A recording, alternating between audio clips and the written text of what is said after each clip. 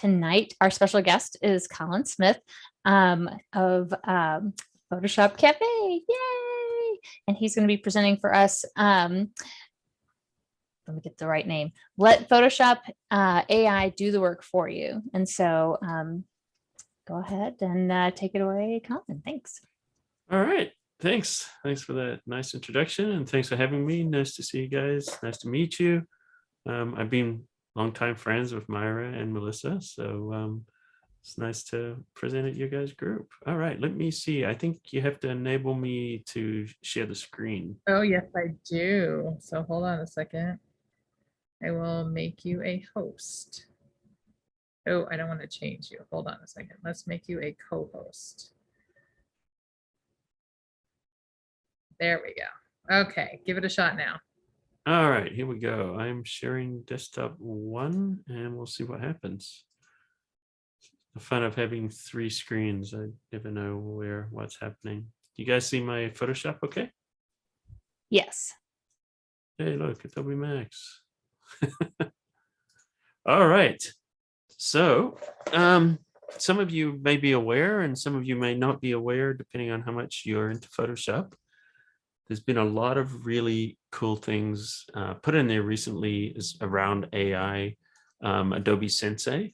And what it does is it's not going to be creative for you, but it's definitely going to help you with a lot of tasks that in the past you consider very time intensive. So why don't I start with one that's just like super cool, just to get things going. So I'm going to open this. This is a public domain photo of the famous Marilyn Monroe.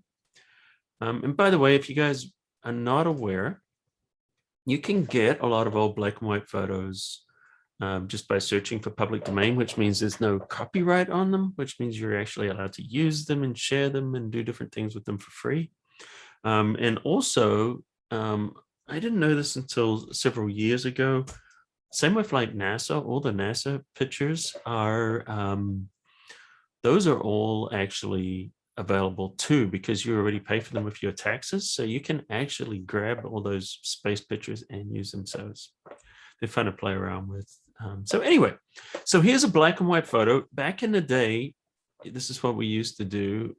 Let me show you exactly, I'm not going to go through the whole process, but I'll show you the basis of how I would colorize a photo in the old days. You would just basically find, this is at least my technique, which was like, wow, he's got his own technique, which is obsolete now. But what I would do is you'd want to match the tone. So you would grab just another photo of a person, and then you could use this to kind of get the skin color. And then you would go and create a new layer.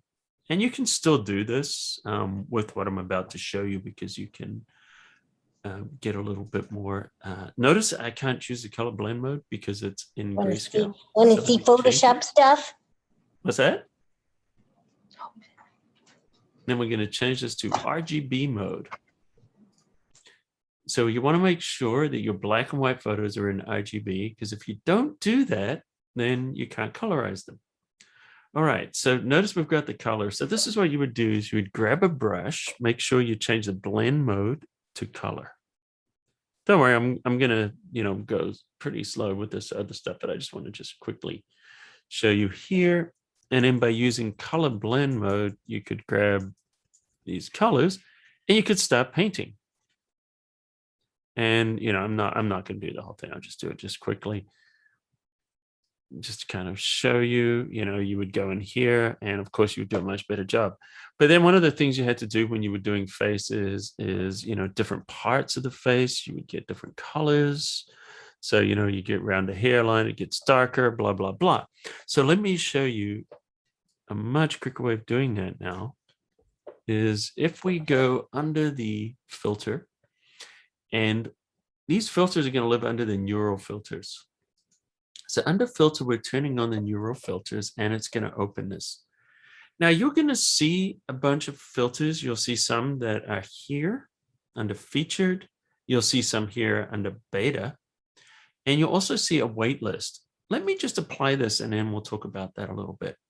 What we're going to do is we're going to use colorize. And all we do is just turn on colorize and watch this. And boom, it will colorize the photo. Isn't that amazing? So it's not looking at the areas and, trying to figure out what the tone should be. Literally what it's doing is it's using artificial intelligence, and it's been fed thousands, actually millions of photos of people. And it says, hey, this is a person. We know it's a person. And based on that, we can see it's a blonde person. Based on that, we know her skin tone should be something like this. And, it might get something like the lipstick, it might guess, maybe even the eye color, it might guess. But as you can see, we're off to a pretty good start. Yeah, the nail polish is not perfect because of the shadows, and we can fix that, and we will. But while we're in here in the neural filters, we have a wait list. And this is kind of interesting because this is where you get to have your voice heard with Adobe. You can click on these and see the different ones that Adobe is proposing. So these are ones that they're, saying, hey, we think these might be fun. Maybe they're working on them, maybe they're not, who knows? But if you see one and you're like, hey, that looks really fun, click on I'm interested. And then what happens when you do that is it'll register a vote. And if you get enough people voting for one of those, Adobe's going to prioritize it and make it happen. I have a feeling probably all of these are going to be there, but based on people's interest, we'll determine which ones come out first. And if some don't get any interest, I'm sure Adobe won't develop them. All right, so now that we've kind of done that, what I'm going to do is I'm just going to choose to output this. I could do it different ways. I'm going to do this to a new layer, and we're going to click OK. And what it's going to do is it's going to pop that in a new layer. And if we look at that, there's our before and our after.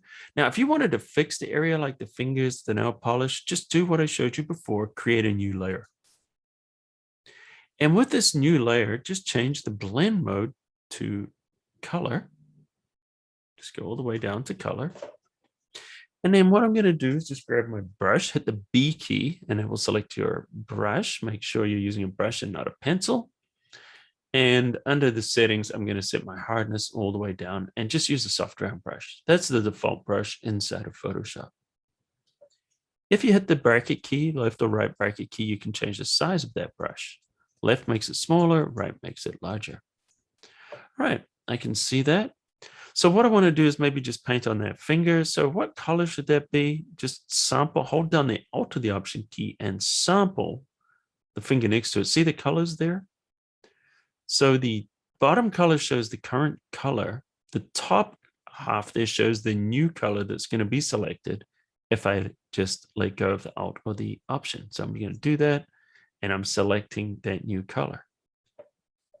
Then on that new layer with color blending mode, I can just paint in there and you can fix it. If it doesn't look quite right, just keep sampling it with different colors. There we go, until it does look right. So that's how you can go in there and you can manipulate that. If you wanted to change the lipstick, not the lipstick, the nail polish, you could go in and, clearly that's not looking great. So sometimes you might want to take the opacity down if it's not looking great, if it looks too much, and you can just slowly build it up. And so this is how you could go in and, do some manual work afterwards, but think about how much time it's saved by, all that work that's done for you. You can just kind of tweak it. Sometimes it's going to get it really well, and other times it's not. So I found this to be, an amazing feature. So what I just had this idea, let me open another photo, because sometimes you have photos like this. Now, this is a Cyberpunk photo, so it's been shot with different gels. It's got a blue gel and a magenta gel. And this is very common for Cyberpunk, that kind of style. So I actually just grabbed this photo here from Adobe stock.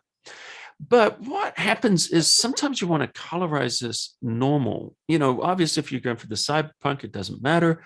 But for example, one of the things I shoot is concerts. And when I shoot concerts, they've got these colored spotlights that hit everything.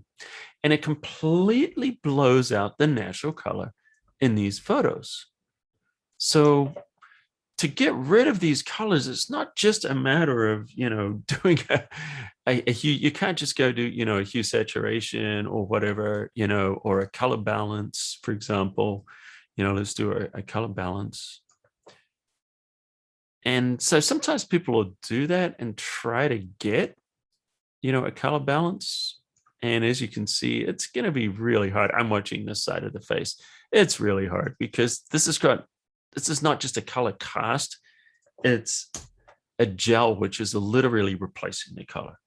So, once again, in the past, you would just create a new layer. You would grab a brush, you would choose the color tones that you would want. Let me just guess somewhere around a skin tone. You would just kind of go in there and start to paint, with that skin tone and building it up. But we don't have to do that. So I thought, wow, okay, it works with a black and white photo. Maybe this effect will work with color. So let's try it. So we're going to choose the filter and we're going to go back to the neural filter again. And with the neural filter, we're going to try this again. Just choose colorize. See what happens. And boom, look at that. It fixes the color cast and gives us more natural looking colors. Now we can tweak these colors if we don't feel they're quite right. Like we want to maybe move them a little bit less blue, maybe more into the yellows. We just drag it over and it will resample that and redo it. Maybe here we want to go more into the reds and see how it updates it. Maybe try cyan. And so you can just start playing around with these colors until you get the color you want. And notice by influencing it there, it just completely recolors the image. So if you wanted to go into the matrix, just pull it into green. So we're literally adding a color cast, and you can see how easy it is to do that.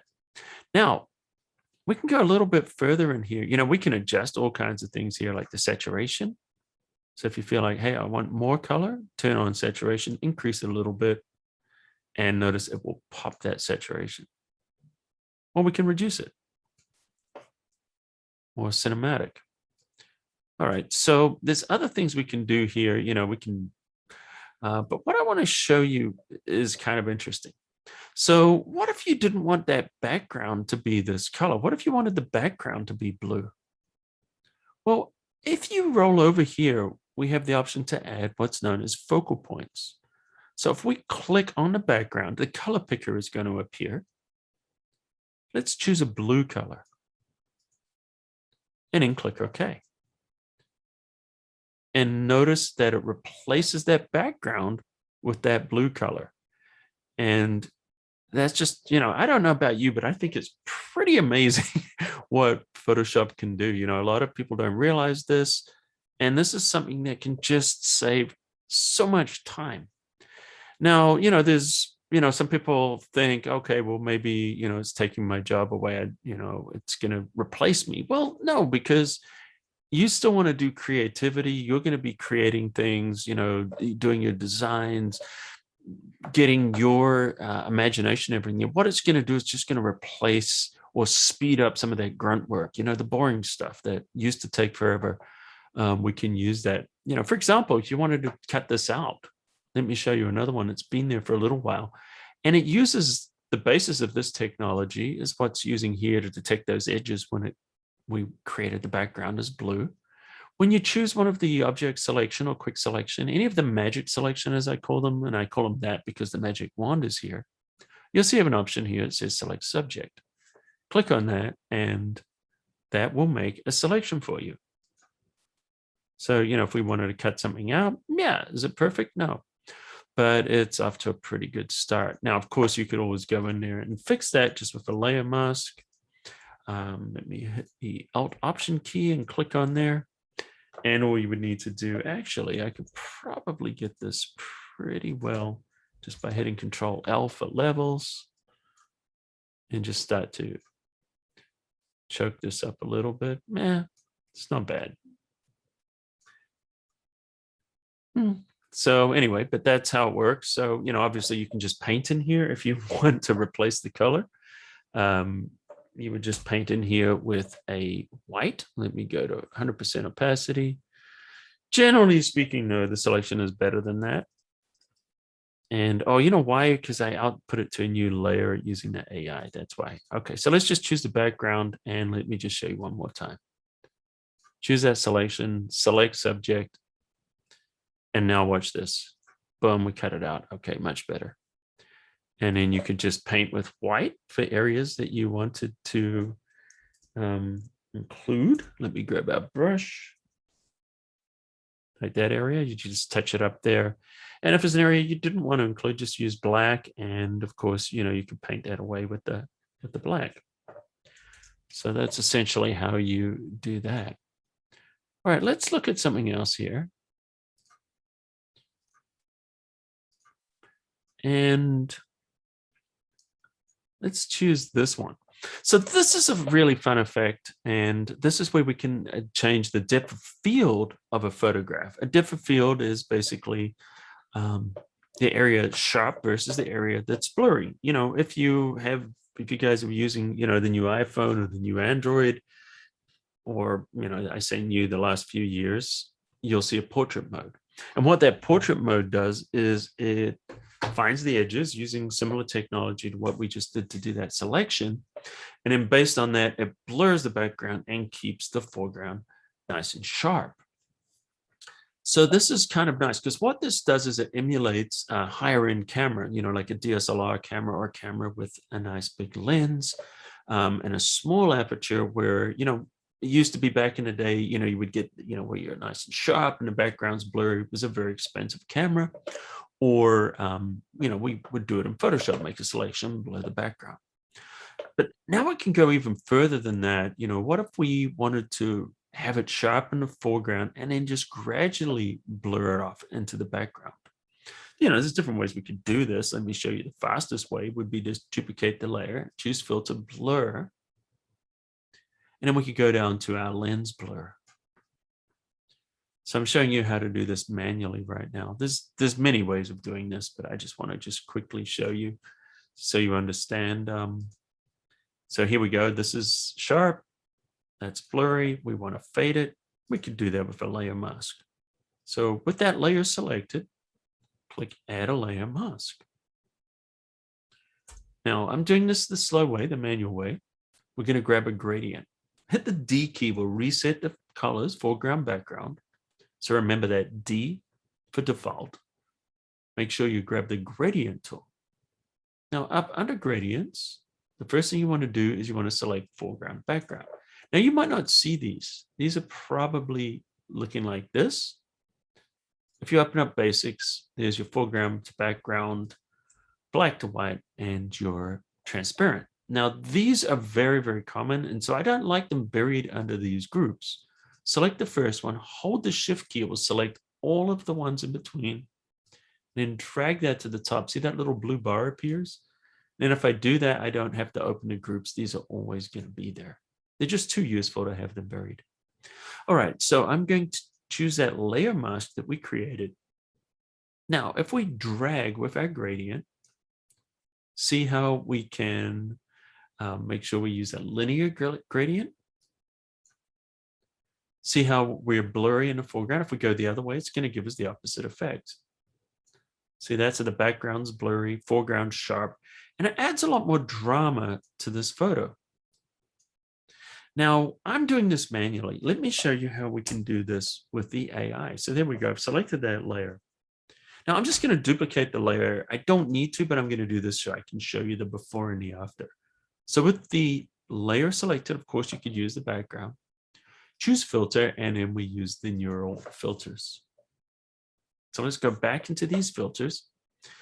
And by the way, the first time you load them, you'll see a little cloud icon. So what you need to do is load or download these filters. I've already done them. So you can see here, they're all available to me right here.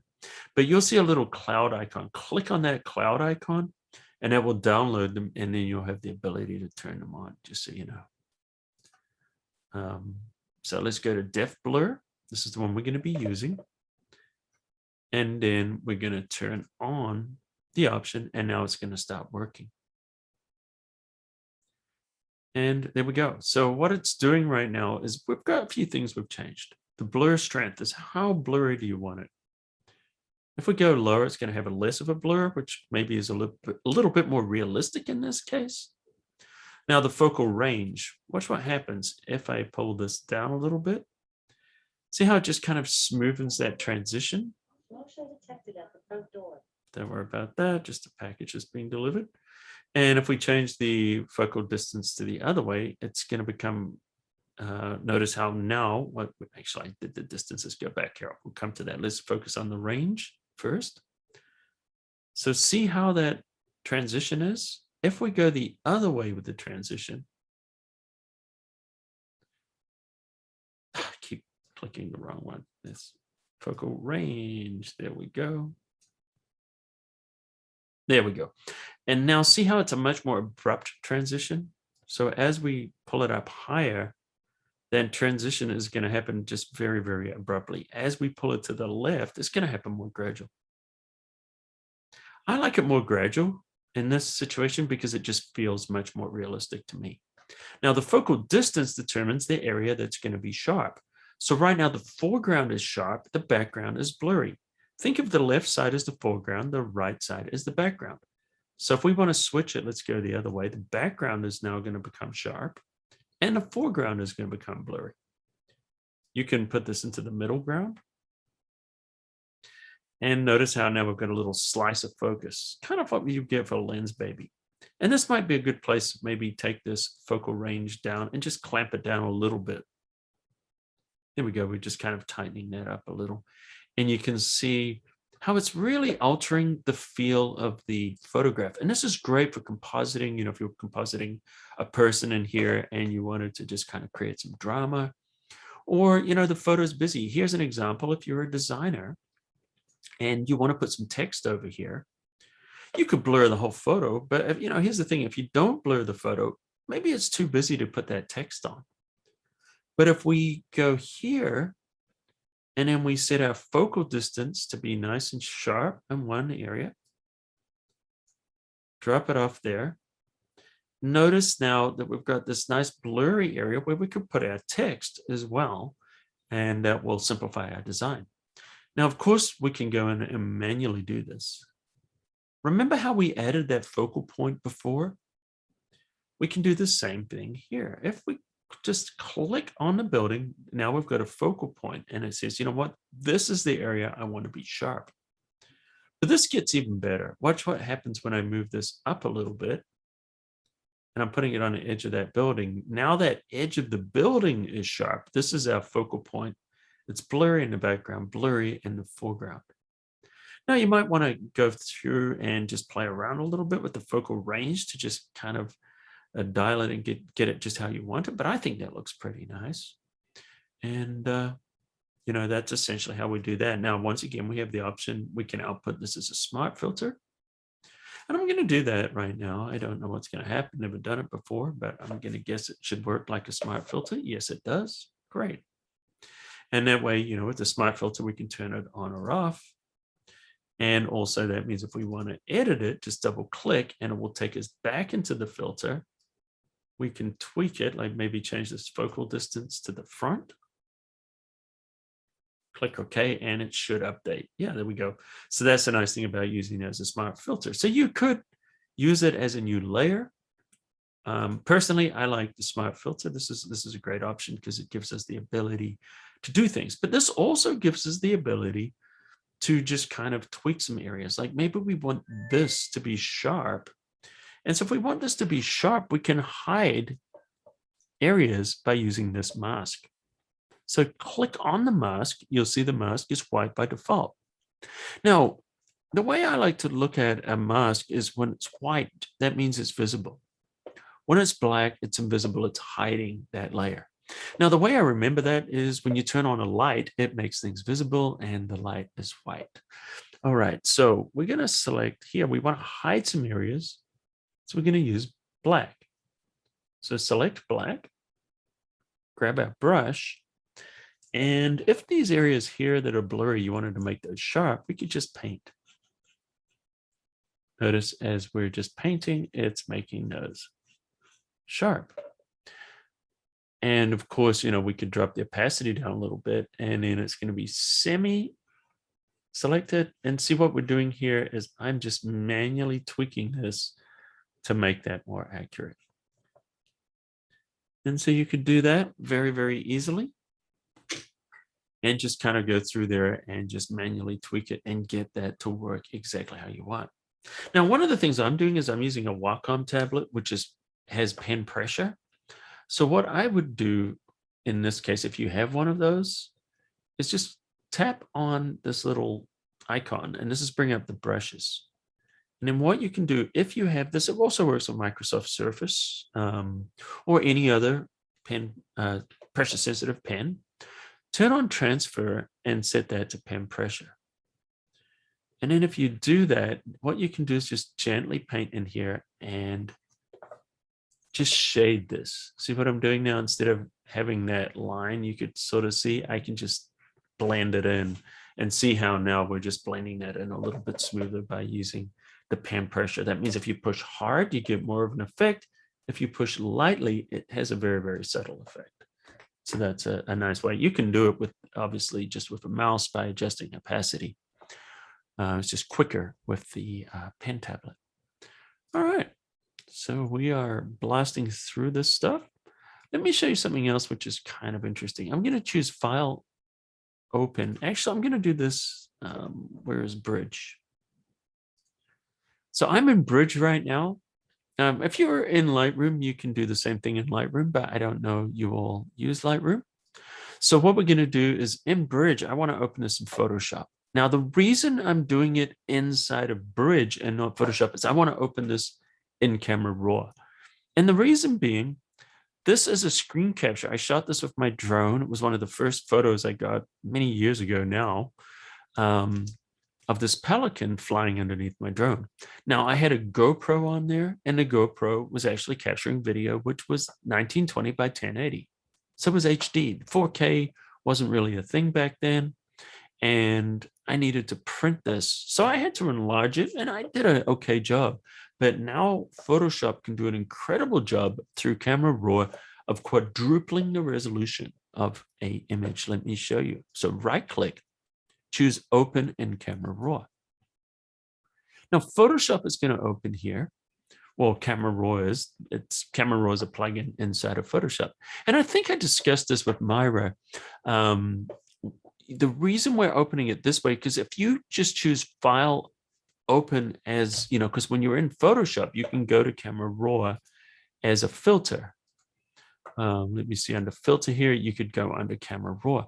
But if you open it as a filter in Camera Raw versus going through Bridge, you lose some options. When you go through Bridge to Camera Raw, we have the option to resize. We have the option to crop. All of these get lost if you open that filter. Also, you lose the ability to do this. So that's why we're doing it from Camera Raw.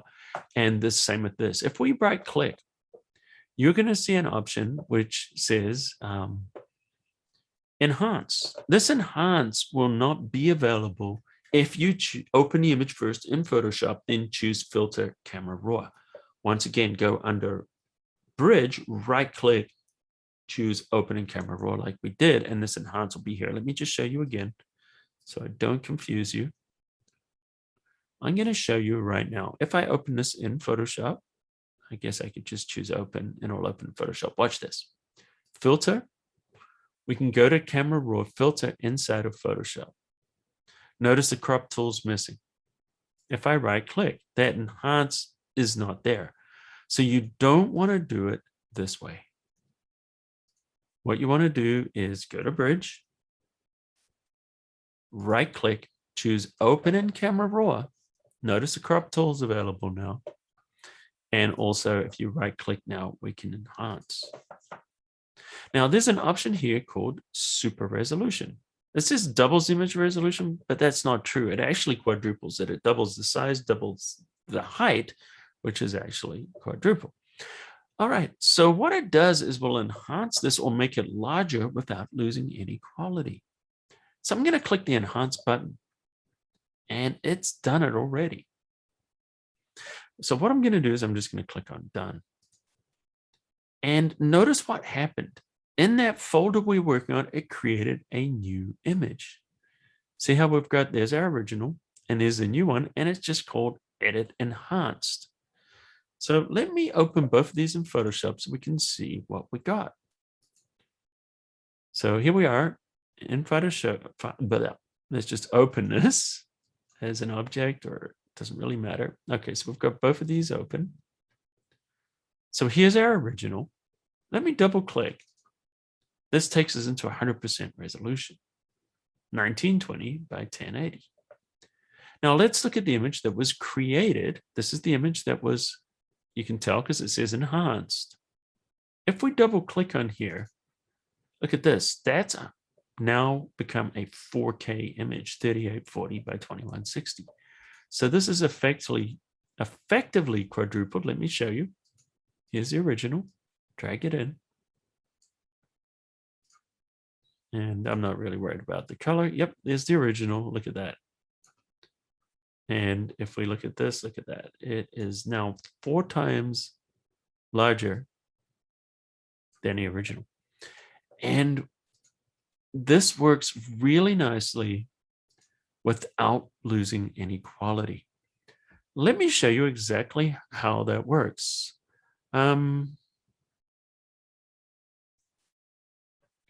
Okay, someone has got a question there. It looks like Myra and everyone's got that. Kind to enhance your graphics card's not powerful enough. Yeah, you do need a good GPU in order to do this. All right, so let me just show you so we can see this. Here's a DNG file. So this is a larger file. And I'm going to do the opening camera raw. And we're going to enhance this. Click enhance. It's going to take a second. All right, and look at this. This is the original, of course. So we're just going to open this as an image in Photoshop. And so we're going to do a comparison. Let's go back to Bridge. Let's look at the one we enhanced. Let's open this in Photoshop. What we're going to do is inspect this and see how good it is. If I held down the Shift key, by the way, instead of that, because normally I open that as a smart object, which is what you'll get. If you hold down Shift, it will open it as a regular image. And I just want to do that to show you. Okay, so if we look at the original image, if you don't see the size, just go under here and choose Document Dimensions. This is, 5K by 5.5K by 3.5K. I'm just going to say that it's easier than 5400, blah, blah, blah. Look at the enhanced version, 10,000 by 7,000. Okay, so it's much larger. Okay, but don't we have enhancing inside of Photoshop, resizing? Yes, we do. Well, let's compare them. So we're going to go to the image and we're going to choose image size inside of Photoshop. And what I'm going to do is I'm going to change this to %. And I'm just going to use, now there's different algorithms here for resizing inside of Photoshop. Without going into all of these, Preserve Details 2.0, which is the one it's using, that actually uses AI as well. This is another area. Like I've heard some people say, oh, Adobe's starting to copy Luminar and some of the other ones by adding AI. No, Adobe's actually had AI in there for years. You just didn't know. They weren't, making a lot of noise about it, whereas they are now. So, there's different algorithms here, bilinear, see how soft that's going to look. You're probably not going to use it for that, but it's good for things like text and different things like that. Same with nearest neighbor. Bicubic, this used to be the main way of doing it. And bicubic sharpener for image reduction, bicubic softening or smoothing for enlargement. Or we can use the Preserve Details. So let's use Preserve Details 2.0. This is the best that's available inside of Photoshop currently, inside of Photoshop proper. Okay, so now we're enlarging this. Boom. And let's take our enhanced image and superimpose it over the top. So I'm holding down the Shift key, drop it on there, and you won't see a difference because these are perfectly aligned. Let me just move it a little bit so you can see. See that? So let's undo that. And so we've got enhanced on top. Now let's see how good a job it did. So double click, grab the magnifying glass, and we can see, first of all, we've got that building. Let's have a look at just Photoshop's resizing. So this is Photoshop doing this. In fact, why don't we go to 200% and we can really pixel peep. Okay, so look at these weird patterns. This is Photoshop's best resizing algorithm. Normally in Photoshop, you wouldn't enlarge an image that much.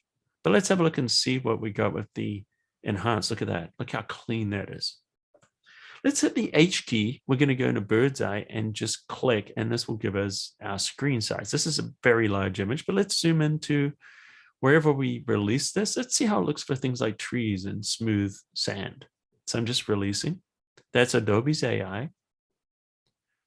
Sorry, that's the one that we just did, the enhance. Turn that off. And look at the grain, the noise, the artifacts. Almost looks painted here. It looks kind of weird. Look at that, much more natural. Let's grab the H key again once more. Let's look off in the distance here and see how this looks.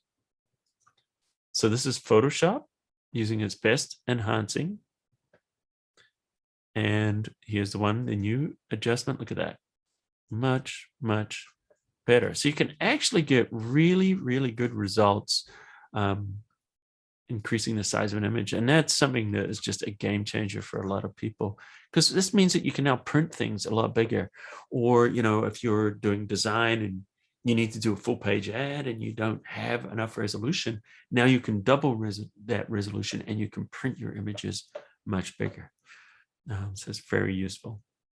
It's also good for things like compositing and things like that. So we're going to, not get those soft images. All right, let's have a look at something else here. And I'm going to open this in Photoshop. And this is actually the last example that I have for you guys today. And this one is really cool. And we could spend a bit of time on this one. And this is sky replacement. So, in the past, you could get pretty good at replacing skies. You would grab a quick selection tool, drag it out here. Looks pretty good. And then I would hold down the Alt or the Option key, create a mask that cuts it out. And, remember, I've been using Photoshop for many years, so it's not too hard for me to do this. Let's just search for a sky. But let me show you. Okay, so we get a clear blue sky. Let's have a look at clouds, maybe. What do we got? Okay, that's some sunset clouds. That looks a little weird. I'm going to grab this. We're going to drop in this, just a comp here from Adobe stock. And I'm just going to show you how we replaced skies in the past. And you can still do it this way, by the way. And then what we're going to do is grab that layer and drag it underneath. And now we've got our new sky. Now, obviously, I need to license that image. And that would give me the high resolution version and get rid of the watermark. Now, one of the things that we did to make this look a little bit more realistic is create a new layer underneath. Because what we've got is we've got our foreground, we've got our sky, but we want to do something with our transition area to make it look more natural. And if you've ever looked at the sky, you'll see haze and things like that towards the horizon. So what we would do is we grab a gradient. And all of this is going to actually apply to what I'm going to be teaching you in a second. So I actually have a reason for showing you this. So we're using white as our foreground color, gradient, foreground to transparent, linear. Now, if we drag from the bottom and drag up, we've gone the wrong way, which I often do. Drag the other way. There we go. Or maybe go more. And what we're doing is we're creating that horizon. See that transition area. Drop that down a little bit. And this is more realistic to what you're going to get. The tones are very rarely the same color on the horizon as they are at the top of the sky. Maybe if you go to Hawaii on a crisp day or a crisp morning, you might see that. But most of the time, you're going to get moisture, particulates, pollution, haze, different things are going to appear there. So you want to do that to make your sky look more realistic. Okay, let me just go all the way back and we're going to revert this to the original. And we're going to look at a new option. If we go under I believe it's the edit menu, there's an option called sky replacement. Now, if we click on sky replacement, watch what happens. Boom. It replaces the sky, just like that. Now, there's a little bit more to know. If you first opened it, you won't see any skies, and click on there and you'll have the ability to load those skies up. Sometimes you need to just choose the append default skies. and that will enable the skies. Now, these are my skies that I've added in here, so you won't see those. What you will get is you'll get these skies with Photoshop. So Photoshop gives you some nice blue skies here, some clouds. Notice how I can change them very quickly. Spectacular. Oh, some of these are my own too. This is another one of my own. And so you've got some of the ones that come with Photoshop and some of the ones that you can add yourself. Now I've added a bunch and I'll show you how to get those. I'll show you how to add them, and I'll even show you guys, I'll give you some. How's that sound? So if I click here, notice I can add these. So I'm going to give you guys a sky pack. What you want to do is go to photoshopcafe.com/vault.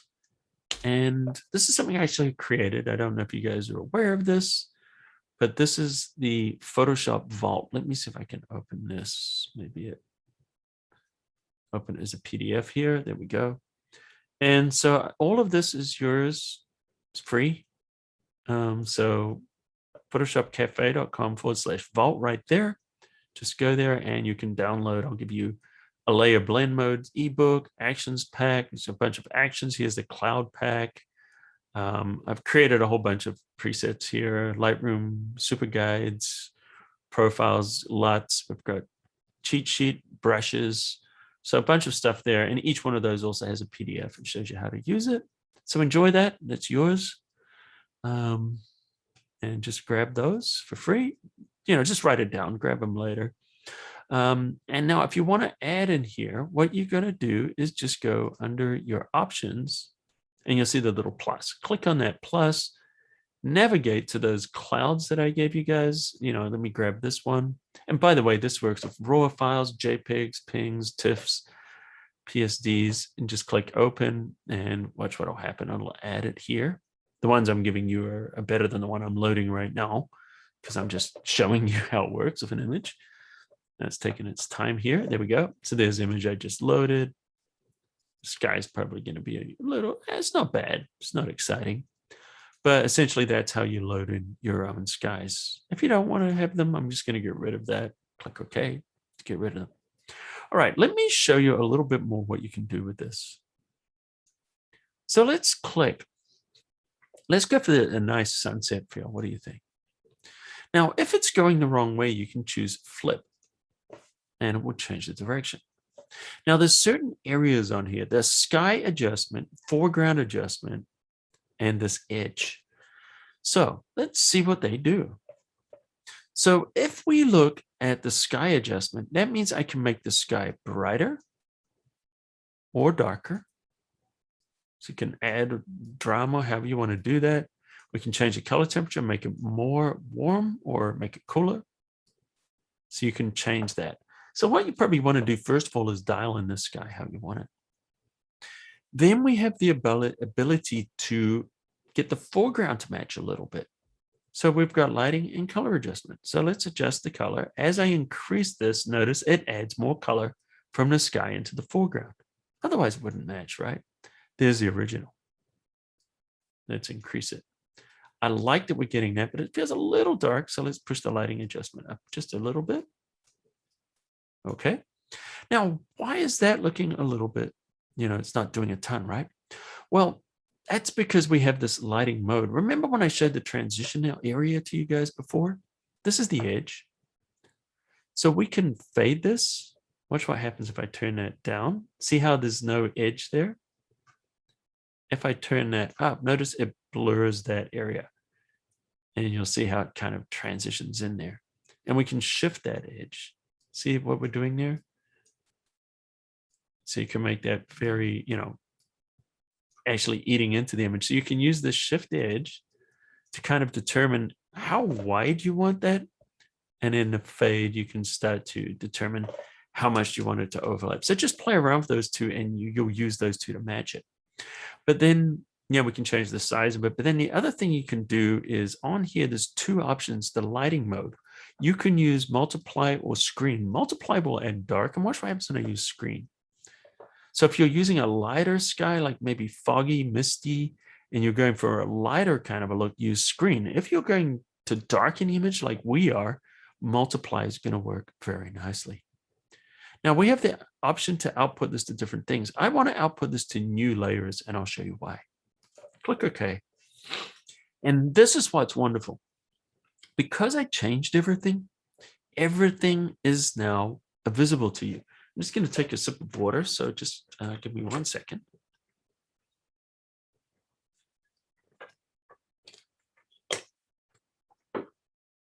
All right, so if I turn off the sky, there's the original photo. Let's turn it on, and now I'm going to break this down layer by layer. So I'm going to turn these two off. I'm going to turn that off. And I'm going to hit the Shift key. So what that did is it just hid the mask. So there's the sky. So essentially what it did is it put that sky over our photo.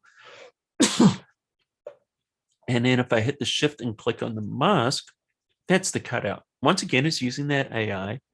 Remember when we did the select subject, uses the same kind of intelligence to do that. Now we've got a transitional area here. So let's have a look at that. So if we look at the foreground lighting, if I hide this, maybe it's a little hard to see there. So it's very subtle, but that's the foreground lighting there. It's using that mask. Let me show you if I Alt or Option click. Remember when we adjusted the size, that determined how blurry this would be. And so that's creating that transition between the sky and the foreground. So if there's areas in here that you feel like, you know, need to be tweaked, you can select those and you can mask them. Same with the masking here. Like, see how that is not quite perfect? If you select the sky, and let me just quickly show you this, grab a brush.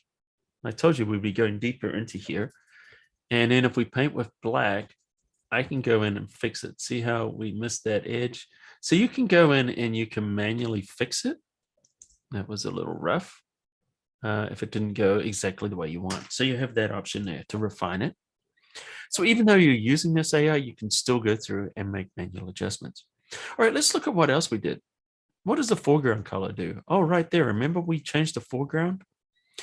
And let's see what it does. So if you click here, oh, it created a curve. Well, that's useful because I feel like it's a little dark. I want it lighter. So why don't I grab our curve and brighten it? Look at this. I can adjust the foreground. So I wanted to make that a little bit brighter. So I can do that. There's an area in the sky there that looks weird. See how that transition didn't quite get it. So once again, you know, you can go through, you can fix those. All right, so that's what the foreground color. Well, what about the sky brightness and temperature? Well, let's choose the sky temperature. And now it's using the color balance. So remember we changed the color. Now, if you hadn't made those adjustments, if you just did the basic sky adjustment without changing the temperature in that, these adjustment layers wouldn't appear. So whatever you adjust is what's going to appear. And that enables you to change that later. So if you wanted to change that sky, notice we can go in here, we can make it much more dramatic if we wanted. Same thing with the brightness. Click on there, notice it uses brightness contrast. So if you feel like I want to make that sky a little bit brighter, you can. It's very, very easy to go in and change all of these things. Now, there's something I want to show you now that I've basically broken that down. I want to put a reflection in the water here. So here's the easiest way to do that. Choose the sky. Notice though, you'll see this little chain. That little chain means that everything's linked. So if you move things around, it's going to move that with the mask and everything together and everything that's linked. So the foreground lighting as well. So I'm just going to hit Control J. I want to copy the sky, but I don't want it to be linked. So if I hold the Shift key and click on that chain, it will disconnect that temporarily. I'm going to drag it to the top. In fact, I'm just going to delete the layer mask altogether. And all we did is we just copied that on top. What I want to do is flip it. So if we Control T for transform, right click, And now we're going to flip this. Do we want to go horizontal? No, we want to go vertical. Hold down the shift key. This will keep it in position. Notice what's happening though. It's dark, right? And everything's moving. Why is that? Let me undo that because we had that chain link still on. So I'm just going to right click here and I'm going to unlink that layer. Let's permanently unlink that. Now, if I hold down the shift key and move it, notice that only that sky is moving. Great. So I'm going to hit the 5 key. This is going to drop my opacity down to 5 or 50%. And the reason I'm doing this is Control T, right click. Let's do that. Flip vertical. And I just want to line it up. So I can see where that's aligning by dragging it here. How do I know it's aligning? Because I can see that mirror pattern right there. Let's take the opacity back up. And then what I want to do is add a layer mask. So with that sky selected, click Add Layer Mask. Now you're going to grab a gradient. Now this time we want to use a black to white gradient. So black to white is our first option. And I'm just going to drag down. We went the wrong way, but that's fine. I can see where I want to go now. So I want to stop around about there. So let's drag it up, release, and look at this. Now what we've done is we've put the sky, we've flipped that over, and it doesn't quite have the same color temperature. So we can grab this color temperature, hold the Alt or Option key, drag that up, and that will drop a copy of it. Notice right now it's affecting the whole image. We don't want that. If you hold down the Alt or the Option key, you'll see this little arrow will appear. So I'm going to clip that. Now I just did that so I can make that the same color. You don't have to do that, but I just wanted to show you how to do it. And then we're going to take this blend mode and change it to something else. Screen's looking kind of nice. Yeah, I kind of like screen. And so if we look, notice now we've got some reflections. Now, if it's a little strong, just take that opacity, drop it down, and you can just dial it in. Now, one of the things you might have noticed on the original image, notice these clouds were moving. And also here it's blurred. And this is because they did a slow exposure when they took the photograph. That means that the shutter was left open for, I don't know, depends how windy it was. If it was windy, it could have been, just a short period of time, couple of seconds. If it wasn't so windy, maybe they left it open a little longer, 30 seconds, maybe. Probably not that much. I'm going to guess like 10 or 15 seconds, but it doesn't matter. What does matter is our clouds here are not matching. So we need to match those with that. Okay, let me show you how to do it. With that selected, we're going to choose Filter, and we're going to choose the Blur motion. Let's do the Radial Blur. And with Radial Blur selected, let's choose Zoom. And I've got this set to about 10, which is not bad. I'm going to drag this down to the bottom. This means that the zoom is going to start from here, which is going to be around about there. And then click OK. And we'll see how this blur looks. A little too subtle. So we'll do a little bit more. So let's select that. We're going to choose Filter, Blur. Let's choose our Radial Blur one more time. I'm just going to do it a little bit higher up and increase the amount. There's no preview, so it's difficult to see how much blur you're going to get. So sometimes you have to undo it and just try again. And, oh, you know what? I'm blurring the wrong part. Let's blur the sky. Sorry, guys. Make sure I'm trying to blur the reflection. You don't have to blur the reflection. It doesn't matter. So let's choose Filter, Blur. And we're going to do our Radial Blur. Grab it to the bottom, and let's go back down to around about 10 because we want it settled. Click OK. There we go. Now we're getting a little bit more of a blur there, which is a little bit more realistic. And so essentially, that's how we do that.